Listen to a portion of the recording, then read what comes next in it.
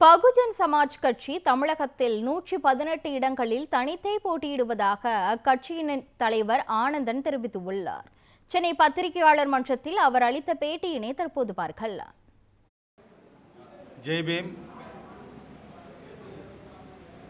தமிழ்நாட்டில் பகுஜன் சமாஜ் கட்சி எந்தவித கூட்டணியும் இல்லாமல் 118 தொகுதிகளிலே போட்டியிடுகின்றது. அந்த 118 தொகுதிகளிலும் பார்த்தீர்கள் என்றால் எந்த ஒரு நபருக்கும் போட்டியிடுகின்ற நபர் எந்த ஒரு நபருக்கும் ஒரு சிறு வழக்கு கூட இல்லாதவர்களுக்கு மட்டும்தான் தமிழகத்திலே வாய்ப்பு வழங்கப்பட்டிருக்கின்றது. அப்படி சிறு சிறு வழக்குகள், அதாவது ஒரு சாதாரணமாக போக்குவரத்து சிக்னலிலே ஒரு தண்டனை பணம் பெற்றிருந்தால் கூட எங்கள் கட்சி அவர்களுக்கு சீட்டை ஒதுக்கவில்லை. அப்படி சிறு சிறு வழக்குகள் இருப்பவர்களும் போட்டியிடலாம் என்று எங்கள் கட்சியுடைய கொள்கை இருந்திருந்தால் 234 தொகுதியிலும் நாங்கள் போட்டியிட்டிருப்போம். தற்பொழுது பெரும்பான்மையான தொகுதி, அதாவது ஒரு சட்டசபையிலே பெரும்பான்மை விட அதிகமான தொகுதிகளிலே நாங்கள் போட்டியிடுகின்றோம்.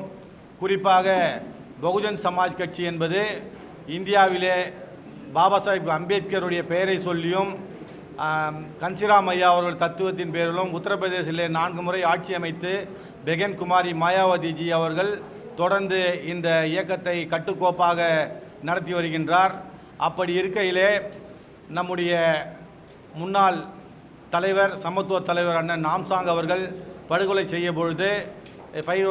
செய்யப்பட்ட போது இங்கு வந்த பெகன் குமாரி மாயாவதிஜி அவர்கள் இந்த வழக்கிற்கு, இந்த கொலைக்கு, இந்த படுகொலைக்கு மாநில அரசாங்கத்திற்கு தொடர்பில்லை என்றால் இந்த வழக்கை சிபிஐயிடம் ஒப்படைத்து விடுங்கள் என்று தெளிவாக சொன்னார்.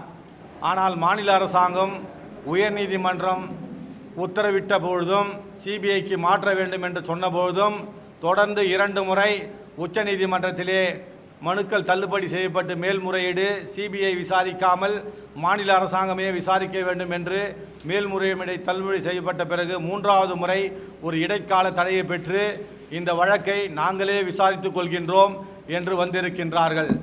உதாரணத்துக்கு அஜித் குமார் என்ற ஒரு காவலாளி இறந்தபொழுது அந்த காவலாளி குடும்பத்திலே நம்முடைய தமிழக முதல்வரால் அவரிடம் வருத்தம் தெரிவித்துவிட்டு வழக்கை உடனடியாக சிபிஐக்கு மாற்றிய, அதேபோல் ஒரு மாநில தலைவர், ஒரு தேசிய கட்சியுடைய மாநில தலைவர் வீட்டு வாசலிலே, முதலமைச்சருடைய தொகுதியின் வீட்டு வாசலிலே படுகொலை செய்யப்படுகின்றார் என்றால் இங்கு சட்டம் ஒழுங்கு பிரச்சனை என்னவாக இருக்கின்றது என்பதை எல்லாராலும் உணர முடிகின்றது. அந்த வழக்கை பொறுத்தவரை அஜித்குமார் அவர்கள் வழக்கில் காவல்துறையினர் சிக்கியிருக்கின்றார்கள், அவர்களுக்கு எந்த பிரச்சனை வந்தாலும் பரவாயில்லை என்று அதை சிபிஐக்கு மாற்றியவர்கள். இந்த வழக்கிலே முக்கியமான அரசியல் புள்ளிகள் இருக்கின்றார்கள், அவர்கள் கைது செய்யப்பட்டு பல கட்சிகளுக்கு பிரச்சனை ஏற்பட்டுவிடும் என்ற ஒரே காரணத்துக்காக சிபிஐக்கு அனுப்பாமல் தாங்களே விசாரணை செய்கின்றேன் என்று உச்சநீதிமன்றமும் உயர்நீதிமன்றமும் உத்தரவு கொடுத்த பிறகு கூட 48 நாட்கள் எந்த விதமான வழக்குக்கும் அனுப்பவில்லை, எந்த விதமான கோப்புகளையும் சிபிஐ ஒப்படைக்கவில்லை. அது ஒரு புறம் இருக்க, தலைவருடைய செயல்பாடு மாற்று சிந்தனை, அரசியலை சிந்தித்தார். அதாவது இந்த திராவிட மாடல்களுக்கு எதிராக ஜெய்பீம் மாடல் என்ற ஒரு மாடலை உருவாக்கி எங்கள் சமத்துவ தலைவர் தென்னாட்டு அம்பேத்கர் அண்ணன் நாம்சாங் அவர்களுடைய அந்த கொள்கையிலே இந்த பகுஜன் சமாஜ் கட்சி இன்றும் தமிழ்நாட்டில் தொடர்ந்து செயல்பட்டு வருகின்றது.